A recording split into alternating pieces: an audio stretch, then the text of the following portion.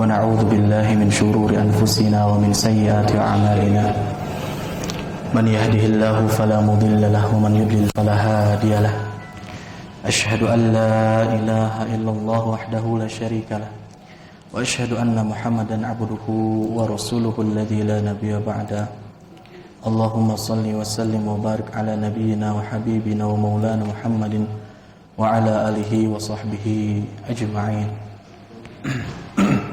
Amma ba'du, para jamaah pengajian Masjid Mutiara, bapak-bapak dan ibu-ibu yang sama-sama harap ridho dan rahmatnya Allah Subhanahu wa taala.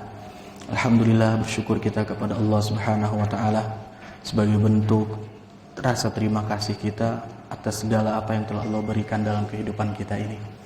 Mudah-mudahan iman yang tertancap di dada, ketakwaan yang kita aplikasikan dalam setiap harian kita, dan seluruh amalan-amalan soleh kita dapat menjadikan saksi nanti hadapan Allah Subhanahu wa taala bahwasanya kita ingin menjadi hamba-Nya yang bertakwa. Amin ya Allah rabbal alamin.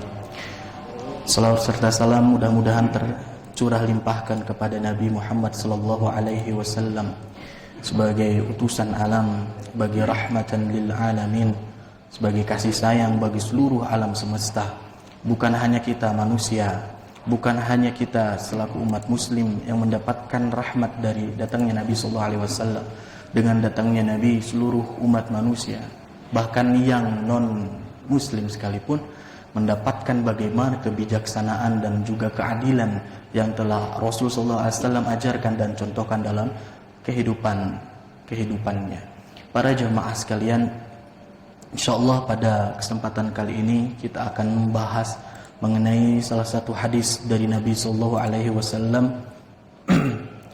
tentang hadis pertolongan Allah dan juga bantuan Allah Subhanahu wa taala. Di sini hadis yang akan kita bahas ini ternyata diterima oleh seorang sahabat Nabi sallallahu alaihi wasallam yang termasuk dalam ashabus sighar, sahabat yang kecil. Siapa namanya? Namanya adalah Abul Abbas, Abdullah bin Abbas radhiyallahu anhuma.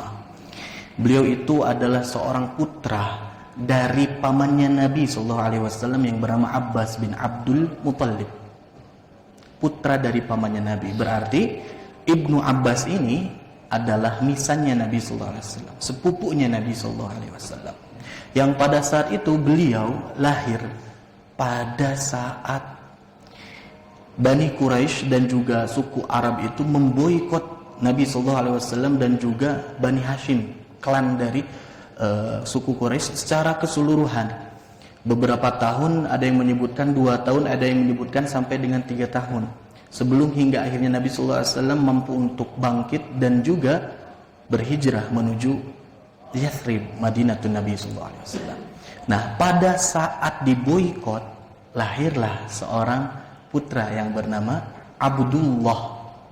Disematkan kepada nama ayahnya bernama Abbas, makanya disebut dengan Abdullah bin Abbas. Dan beliau pun lahir ini dari seorang perempuan atau ibu yang bernama Abu Fadl Al-Lubadah. Nah, beliau itu adalah wanita kedua yang bersyahadat di hadapan Nabi sallallahu alaihi wasallam setelah Khadijah istrinya Nabi sallallahu alaihi wasallam radhiyallahu anha. Itulah jemaah sekalian mengenai profil singkat dari Ibnu Abbas. Nah, para jemaah sekalian, ada yang unik dari kisah hidupnya Ibnu Abbas. Beliau itu lahir di tahun ketiga sebelum hijrahnya Nabi sallallahu alaihi wasallam, dan ternyata ketika beliau besar itu ada yang disebut dengan perkumpulan Al-Abadilah, ataupun yang disebut dengan kumpulan orang-orang yang bernama Abdullah.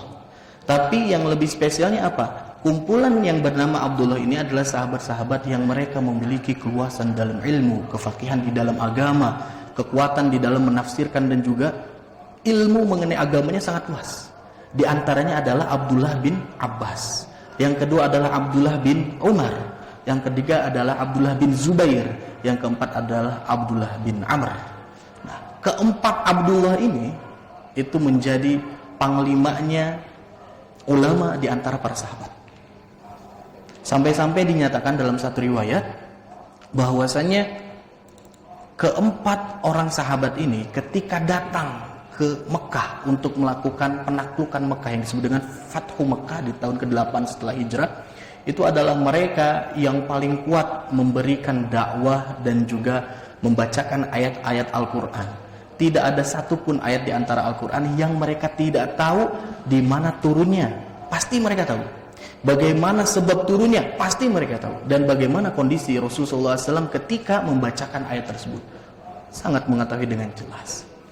Dan luar biasanya Ibnu Abbas ini, beliau pun disebut sebagai Al-Bahr. Al-Bahru itu artinya Pak, lautan. Memberikan gambaran betapa luasnya ilmu yang dimiliki oleh Ibnu Abbas ini sampai sahabat-sahabatnya secara keseluruhan memanggilnya dengan Al-Bahr, lautan. Bahkan disebut oleh para ulama sebagai Bahrul Al-Hibrul Ummah. Hibr itu artinya tinta, tintanya umatnya Nabi SAW.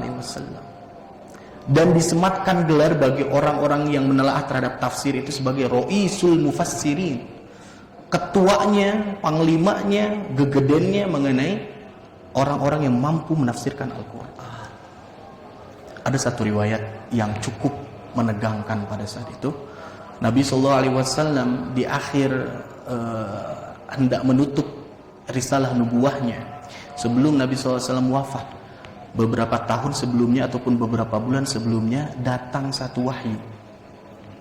Wahyu yang turunnya itu adalah surat An-Nasr. Idza jaa nasrullahi wal fath.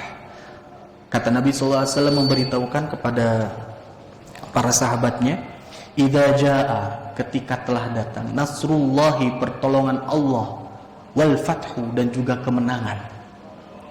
Wa ara'aitan nasa yadkhuluna fi dinillahi afwaja, dan kau melihat banyak orang-orang itu berbondong-bondong masuk ke dalam Islam. Memang pada saat itu Islam sudah jaya Pak. Orang-orang itu pada datang ke hadapan Nabi, berbaiat di hadapan Nabi, masuk Islam, bersyahadat dengan kekuatan iman yang mantap. Di situ para sahabat secara keseluruhan bergembira dengan datangnya ayat Allah, menandakan bahwasanya Islam itu akan benar-benar jaya. Tapi tidak dengan Ibnu Abbas. Ketika datang ayat dan surat itu, Ibnu Abbas mau menyendiri dan menangis. Para sahabat secara keseluruhan itu terheran-heran. Mengapa engkau menyendiri? Mengapa engkau tidak bergembira dengan datangnya kabar yang sangat membuat kita berbahagia?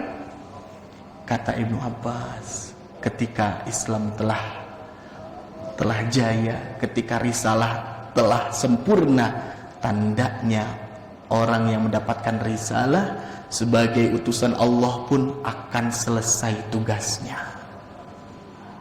Akan selesai tugasnya. Ibnu Abbas orang yang pertama kali merasakan bahwa Nabi SAW itu akan diangkat oleh Allah Subhanahu wa taala karena sudah tuntas dan tunainya tugas sebagai utusan Allah Subhanahu wa taala membawa risalah dan juga wahyu.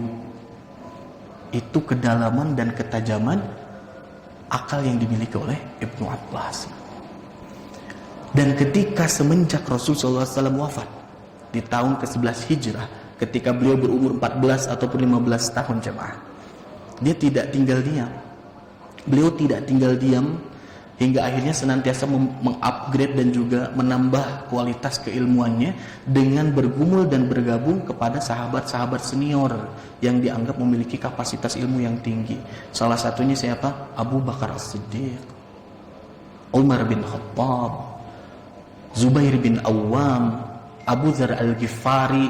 Itulah yang senantiasa digandeng oleh Ibnu Abbas. Kemana-mana selalu didekati, ditanya mengenai masalah agama, ditanya mengenai persoalan ad-din, ajaran Islam. Selalu seperti itu. Dan ini berkat apa? Berkat ijabahnya doa dari Nabi SAW ketika beliau masih kecil. Ada kisahnya, Ibnu Abbas itu adalah seorang sahabat yang di masa masih kecilnya itu senantiasa melayani Nabi SAW dengan satu amalan yang ringan. Amalannya apa? Beliau itu senantiasa menyediakan air untuk Nabi berwudu, khususnya ketika waktu malam, di sholat malam ataupun di waktu kala akan datang waktu subuh. Jadi sebelum Nabi SAW itu melaksanakan ibadah, beliau itu sudah menyodorkan satu ember air yang dipersilahkan untuk dipakai wudhu oleh Nabi SAW. Terenyuh hati Nabi melihat anak kecil itu melakukan hal yang luar biasa. Hingga akhirnya kata Nabi SAW sambil mengusap kepala dari Ibnu Abbas ini, Allahumma faqihhu fiddin wa'allimhu ta'wil. Nah, ini adalah doanya yang sering kita dengar dan kita pun bisa amalkan kepada anak-anak kita. Allahumma faqihhu fiddin, ya Allah faqihkan dia, kuatkan dia dalam perkara memegang agamanya. Wa'allimhu ta'wil, dan berikanlah ilmu kepadanya mengenai at-ta'wil, pemahaman, tafsir, penjelasan mengenai ayat-ayat Al-Quran. Jelas saja Ibnu Abbas ketika beliau semakin matang dan dewasa memiliki keilmuan yang sangat luas. Sampai dalam satu riwayat Ibnu Abbas ini menyediakan air ketika Nabi hendak sholat malam. Nah, setelah itu setelah menyediakan air, kata Rasulullah SAW, ayo ikut sholat bersamaku. Sholat malam tuh berjamaah dengan Rasulullah SAW. Nah, beliau itu berdiri di belakang Nabi SAW. Nah, ketika sholat, Nabi itu merangkul dengan tangannya, dengan tangan kanannya, sehingga mensejajarkan dia dengan posisi berdirinya Nabi SAW. Nah, setelah disejajarkan, Nabi SAW masih melanjutkan sholatnya. Ternyata di tengah sholat dia balik lagi mundur ke belakang.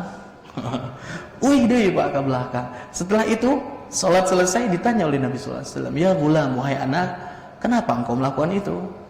Kata Ibnu Abbas radhiyallahu anhu, sungguh aku merasa tidak berhak untuk berada di sejajar dengan posisimu sedang berdiri.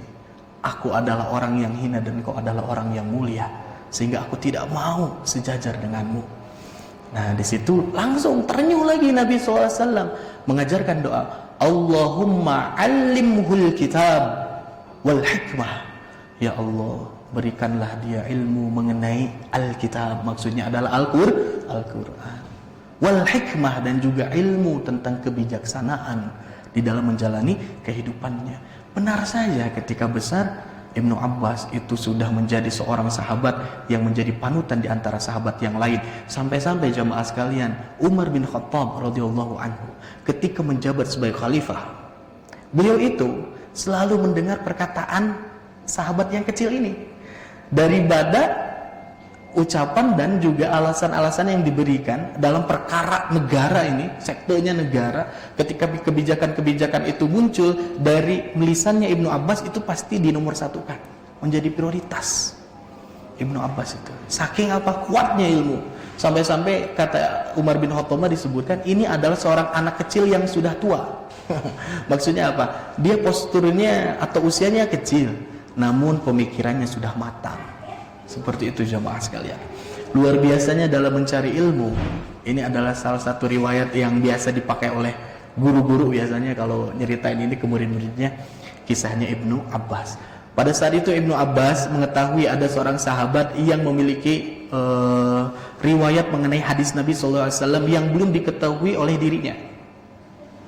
Hingga akhirnya dia itu mencari rumah seorang sahabat ini di waktu siang hari, Pak. Ketika dia masuk ke halaman rumahnya, dia ketuk dan berikan salam, ternyata tidak keluar seorang sahabat yang di dalam rumahnya itu. Hingga akhirnya ada orang yang melintas ditanya, engkau hendak ke siapa? Kepada si fulan, saya ingin belajar dan berguru. Oh, kalau jam segini si fulan sedang istirahat, sedang tidur. Nanti biasanya akan bangun ketika waktu dekat dengan sholat asar gitu. Kalau istilah kita mah sedang istirahat siangnya Pak ya, ba'da zuhuran lah. Nah, setelah itu beliau tidak melanjutkan untuk mengetuk dan memberikan salam. Hingga akhirnya beliau itu duduk di depan pintunya dengan menutupkan jubahnya. Duduk saja di situ dengan diam. Sampai-sampai di situ disebutkan ketika ada angin dan debu itu menghempas wajahnya dari Ibnu Abbas radhiyallahu anhu. Hingga akhirnya keluarlah orang yang ada di dalam rumah itu melihat ada Ibnu Abbas, orang yang mulia. Hingga akhirnya beliau mempersilahkan masuk. Wahai sepupunya Rasulullah SAW, kenapa engkau tidak membangunkan aku? Ataupun kenapa engkau tidak mengutus seseorang datang kepada diriku sehingga aku akan datang kepadamu? Kau tidak usah ke sini.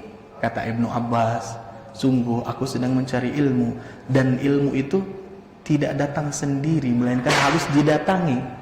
Gitu jamaah sekalian. Biasanya saya suka ngomong gini ke anak-anak. Tidak ada ilmu yang datang itu datang dengan sendirinya, tapi melainkan ilmu itu harus dicari seperti itu. Dan sekarang alhamdulillah sudah dipermudah ya, kalau kita ada media, ada fasilitas, di HP sudah banyak, tinggal tanya segala macam, insya Allah itu mudah. Dan juga terakhir, Ibnu Abbas ini mampu menorehkan, mencatatkan hadis yang diterimanya itu sebanyak 1660 hadis lebih dari Rasulullah SAW. Memegang predikat sahabat terbanyak yang memegang hadis kelima, urutannya kelima dibandingkan sahabat yang lainnya. Jamaah sekalian, itulah mengenai profil dari Ibnu Abbas. Nah, apa hadis yang akan kita bahas? Boleh dibuka di hadis yang ke-19 apabila ada filenya di HP. An Abil Abbas, Abdullah bin Abbas radhiyallahu anhu maqal. Hadis ini diterima oleh Abul Abbas. Nah, jadi Ibnu Abbas ini, Abdullah ini, dia memiliki anak yang diberikan nama seperti nama ayahnya sendiri. Dan ini sudah biasa lumrah di kalangan orang Arab. Ada yang orang namanya Muhammad bin Muhammad bin Muhammad bin Muhammad, terus Muhammad. Kalau ini dia namanya Abdullah, punya anak dinamai dengan Abbas, sama dengan nama kakeknya. Radhiyallahu anhu, mudah-mudahan Allah meridai terhadap keduanya. Qala, beliau mengatakan, kuntu khalfan Nabi sallallahu alaihi wasallam yauman. Pada satu hari aku itu berada di belakangnya Nabi sallallahu alaihi wasallam, di sampingnya Nabi sallallahu alaihi wasallam. Faqala, maka Nabi sallallahu alaihi wasallam berkata, bersabda, ya ghulam, inni u'allimuka kalimatin. Wahai seorang anak laki-laki, sungguh aku akan memberikanmu ilmu mengenai beberapa kalimat. Apa isi dari kalimat itu? Kata Nabi sallallahu alaihi wasallam yang pertama, ihfazillaha yahfadka. Ihfad, jagalah Allah, maksudnya jagalah hak-hak Allah Subhanahu wa taala. Yahfadka, maka Allah akan menjaga dirimu. Ihfadillaha tajidhu tujahak. Jagalah hak-hak Allah Subhanahu wa taala, niscaya engkau akan mendapati Allah Subhanahu wa taala berada di hadapanmu, maksudnya dekat dengan dirinya. Idza sa'alta, apabila engkau meminta, fas'alillaha, maka mintalah hanya kepada Allah. Wa idza sta'anta fasta'in billah. Ketika engkau meminta dan membutuhkan pertolongan, fasta'in billah, maka mintalah pertolongan itu kepada Allah. Selanjutnya, wa'lam, dan ketahuilah, annal ummata, sesungguhnya ada satu umat, law ijtama'at ala an yanfa'uka bi syai'in, mereka umat ini bergabung bersama-sama untuk memberikanmu satu manfaat terhadap sesuatu, memberikan kebaikan terhadap sesuatu kepada dirimu, lam yanfa'uka illa bi syai'in qad katabahu Allahu laka. Niscaya mereka itu tidak akan mampu untuk memberikanmu manfaat terhadap sesuatu itu, melainkan dengan apa yang telah Allah tuliskan untukmu. Kalaupun ada satu umat mereka sudah bersepakat untuk memberikan manfaat kepada kita, itu tidak akan mampu, walaupun sedunia ini menginginkan sesuatu kepada kita, tidak akan mampu, melainkan apabila Allah Subhanahu wa taala telah mengizinkannya, atau sesuai dengan apa yang telah Allah tetapkan di dalam Lauh Mahfuz. Wa in ijtama'u ala an yadurruka bi syai'in, namun sebaliknya, ketika ada satu perkumpulan yang mereka bersama-sama untuk memberikan satu mudarat, sesuatu yang membuatmu sulit, lam yadurruka illa bi syai'in, niscaya tidak akan mampu sesuatu itu menyulitkan dirimu, qad kataballahu laka, melainkan apa yang telah Allah tetapkan untuk dirimu. Jadi inilah kekuatan dari takdir, Pak. Kekuatan dari takdir. Sebagaimana doa kita kepada Allah Subhanahu wa taala selesai salat, Allahumma la mani'a lima a'taita wa la mu'tiya lima mana'ta wa la yanfa'u dzal jaddi minkal jaddu. Itu adalah doanya. Ya Allah, saya yakin, kami yakin, tidak akan ada yang mampu untuk memberikan manfaat kepada diri kami, melainkan Engkau memberikan izin. Ataupun sebaliknya, tidak akan ada yang mampu memberikan kemudaratan kepada kami, melainkan Engkau memberikannya. Siapapun yang mencoba sekuat tenaga tidak akan mungkin. Allah lah yang akan memberikan itu, kekuatan dari takdirnya Allah Subhanahu wa taala. Selanjutnya jemaah sekalian, rufi'atil aqlamu, sungguh pena itu sudah diangkat dari penulisan. Wajaffatis suhufi, dan juga lembaran kertas itu sudah mengering. Maksudnya apa? Penulisan takdir itu sudah selesai. Allah Subhanahu wa taala sudah tutup mengenai penulisan itu, berada di Lauh Mahfuz. Jadi tidak akan bisa dirubah lagi, dan ketentuan Allah itu sudah tetap seperti itu.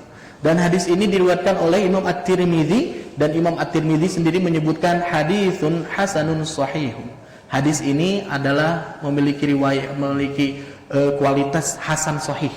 Jadi artinya bisa kita pakai dan kita terapkan, atau kita pahami dan kita yakini kebenaran dari hadis ini.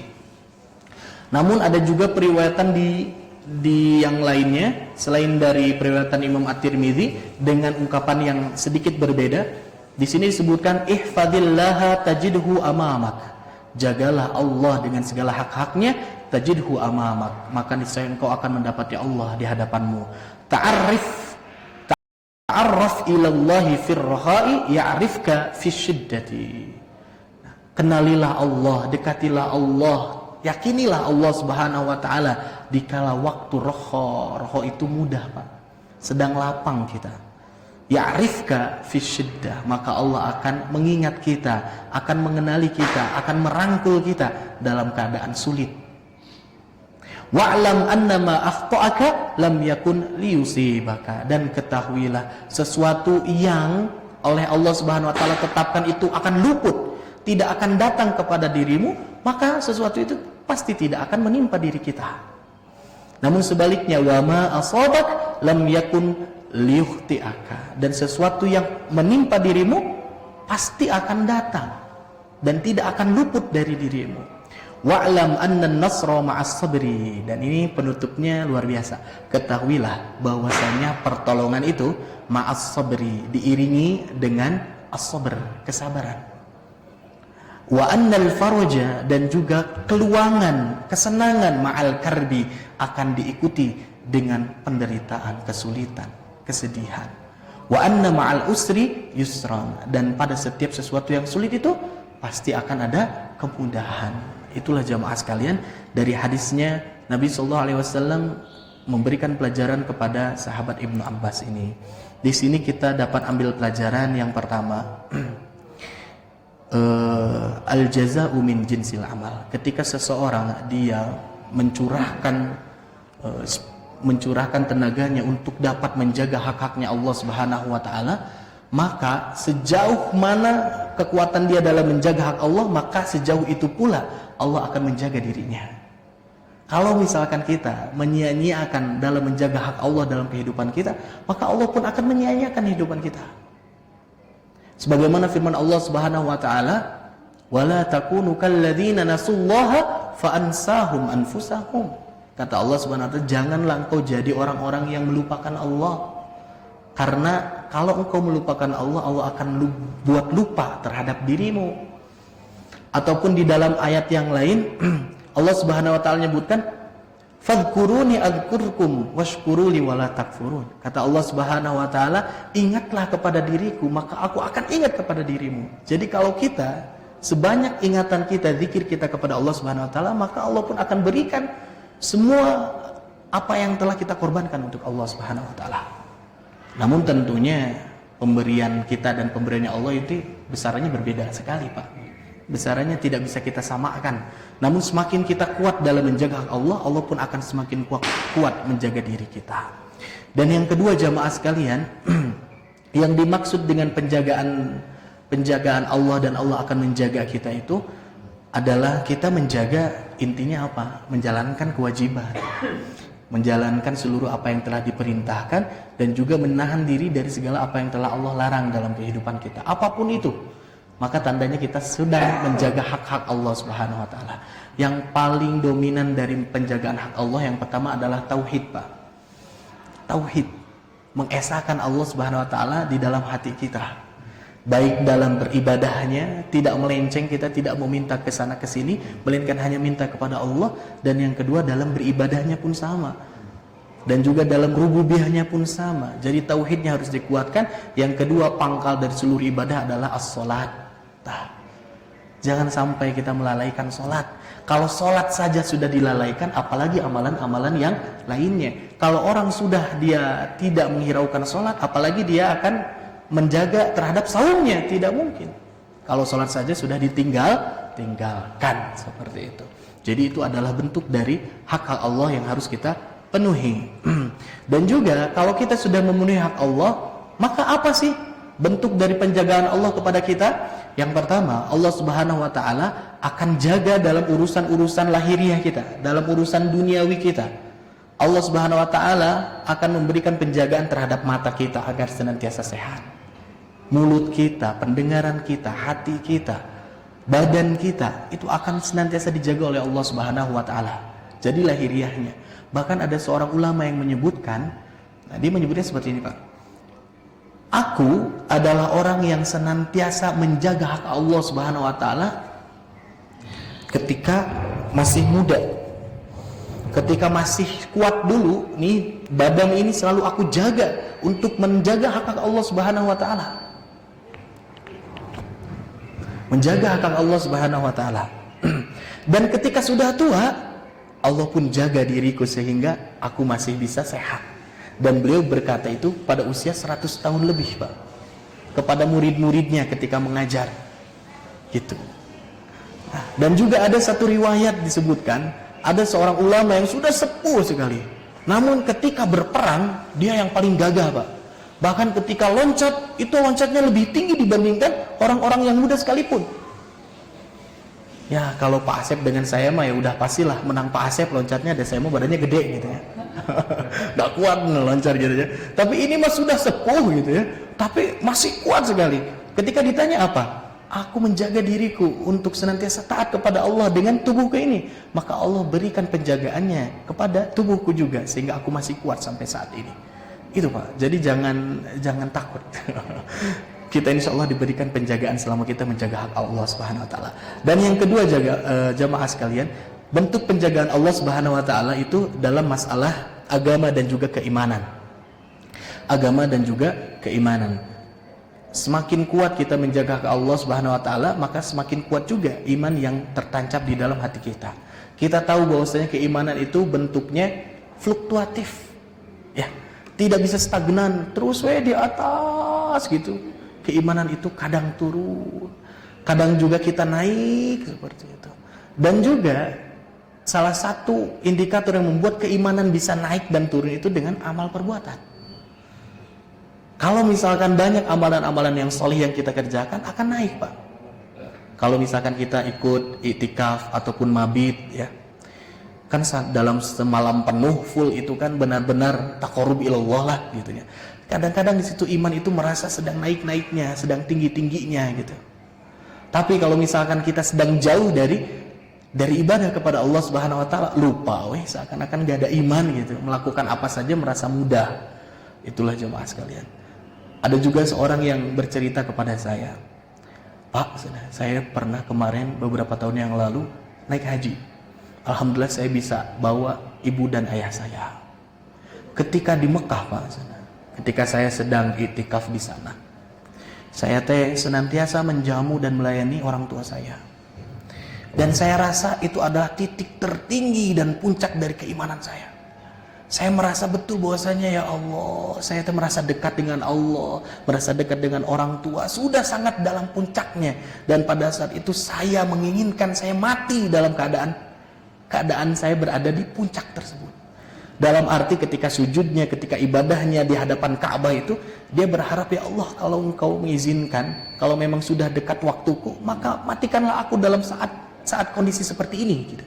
Saking apanya? Merasa puas dengan keimanannya, sangat dekat dengan Allah Subhanahu wa taala. Namun jemaah, beberapa hari berlalu, ternyata ketika di maktab beliau cerita, nah, ibu sama bapaknya pengen sesuatu, tapi karena kondisinya susah dia tidak bisa ngasih gitu. Hingga akhirnya ibu sama bapaknya baheud, pundung, gitu. Ngambek lah sama si anak ini. Hingga akhirnya dia merasa hancur. Dan dia datang kepada Allah Subhanahu wa taala dengan marah. Ya Allah, saya teh udah bela-belaan kepada orang tua gitu. Segala macam, tapi ada saja seperti itu. Dan di situ merasa saya sangat hancur dan sehancur-hancurnya, dan keimanan saya berada di bawah. Karena dia belum bisa menyadari dan juga belum bisa menerima keadaan orang tuanya yang sedang marah kepada dirinya. Nah, kadang-kadang seperti itu jemaah. Jadi iman itu tergantung dari amal perbuatan kita. Jadi iman akan tinggi berbanding lurus dengan amal yang kita kerjakan. Selanjutnya jamaah sekalian, nah ini mengenai pertolongan. Kita kalau mau minta pertolongan itu mintanya sama Allah. Pertanyaannya, apakah seluruh pertolongan harus minta sama Allah? Sehingga kita tidak boleh meminta pertolongan kepada selain dari Allah? Ada yang salah memahami. Maksudnya seperti apa? Ada orang yang ketika membaca hadis ini, kata Nabi SAW, idza sa'alta fas'alillah. Ketika engkau minta hanya kepada Allah. Wa idza sta'anta fasta'in billah. Dan ketika engkau memohon pertolongan, mintalah pertolongan hanya kepada Allah. Hingga akhirnya dirinya mengharamkan untuk meminta bantuan kepada siapapun karena takut syirik sana Pak. Ya, kan pertolongan hanya minta kepada Allah. Apakah seperti itu? Tidak juga. Dalam arti seperti ini Pak, segala permohonan, segala pertolongan dan segala bantuan itu wajib dinisbatkan kepada Allah Subhanahu wa taala, dan bisa seluruhnya dimintakan kepada Allah Subhanahu wa taala. Sampai perkara-perkara yang sepele sekalipun itu boleh kita minta sama Allah Subhanahu wa taala. Contoh, nah para ulama menyebutkan orang-orang yang soleh zaman terdahulu itu, dia datang ke masjid dan dia mengangkat kedua tangannya. Apa isi dari doanya? Ya Allah, sungguh bajuku telah koyak. Aku minta pertolongan kepadamu agar aku mampu untuk membereskan dan memiliki baju yang layak. Gitu.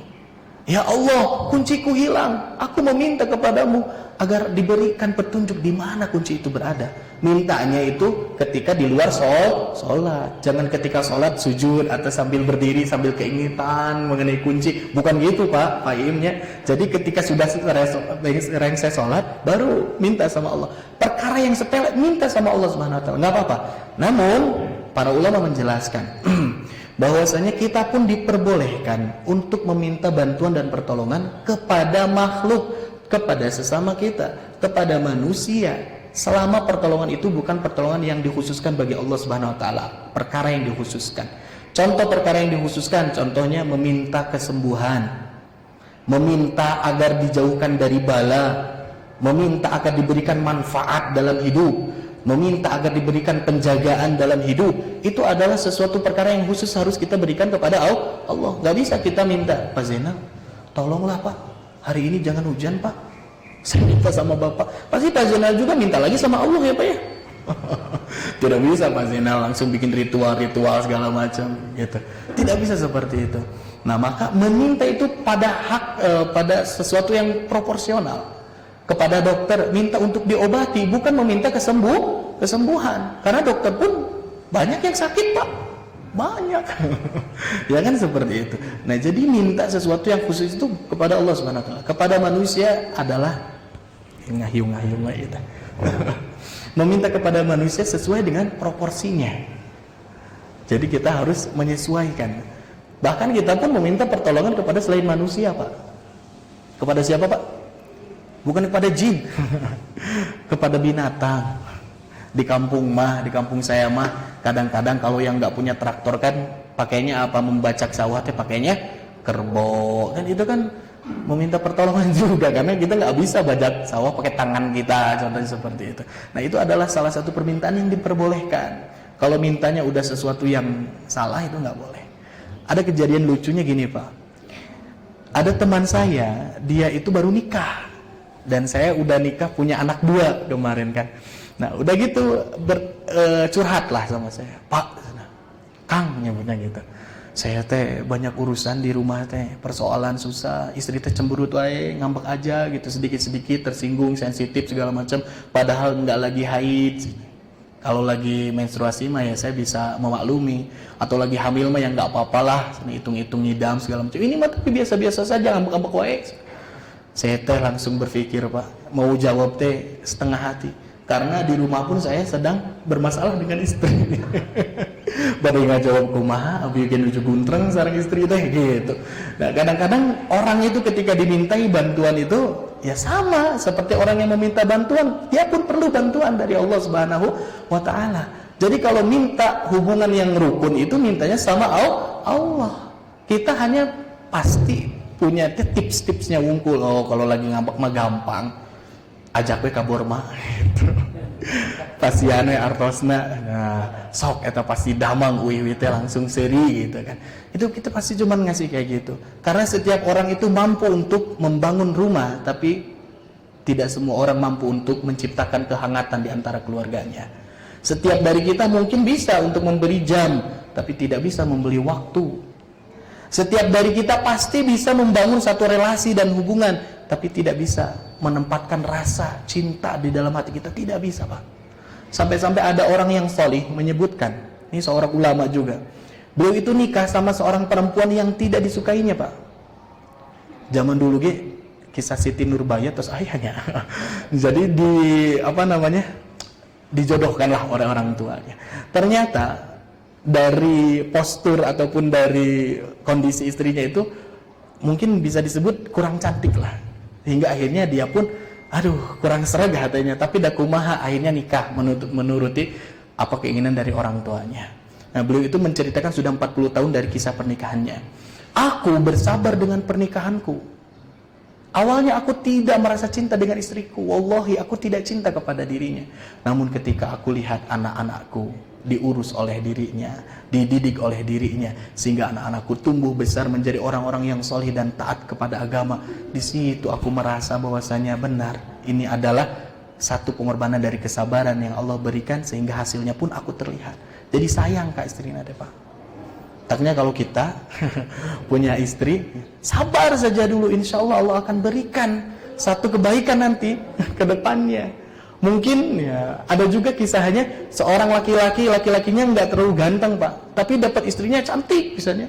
Kadang-kadang kita melihatnya luar biasanya. Padahal pas-pasan, tapi istrinya gelis gitu ya. Ya kata istrinya teh, iya alhamdulillah aku mampu menerima suamiku dengan kesabaran. Dan suamiku menerima diriku dengan rasa syukur yang besar. Ya gitu ya. Ibu-ibu ada yang gitu Bu? Sabarnya punya, sabarnya. Insya Allah. Jadi minta pertolongan kepada Allah terhadap hal-hal apa saja, tapi jangan sampai meminta kepada selain dari Allah terhadap sesuatu perkara yang dikhususkan untuk Allah Subhanahu wa Ta'ala. Jamaah sekalian, barangkali itulah cukup dulu untuk pertemuan saat ini. Karena kalau dilanjutkan takut pada ini ngantuk. Biasanya kalau udah terisinya baru makan itu paling nikmat tidur. Ya, barangkali cukup itu dulu yang dapat sampaikan dalam kesempatan kali ini. Mudah-mudahan kita mampu untuk menjadi hamba yang dapat menjaga hak Allah Subhanahu wa Ta'ala, sehingga Allah pun akan memberikan penjagaannya kepada kita. Dan mudah-mudahan segala apa yang telah kita lakukan, amal baik kita dapat jadikan sebagai amalan solihan mutaqabbal yang diterima oleh Allah Subhanahu wa Ta'ala. Amin ya Allah rabbal alamin. Baiklah, kita tutup saja dengan hamdalah dan doa kifaratul majlis bersama-sama.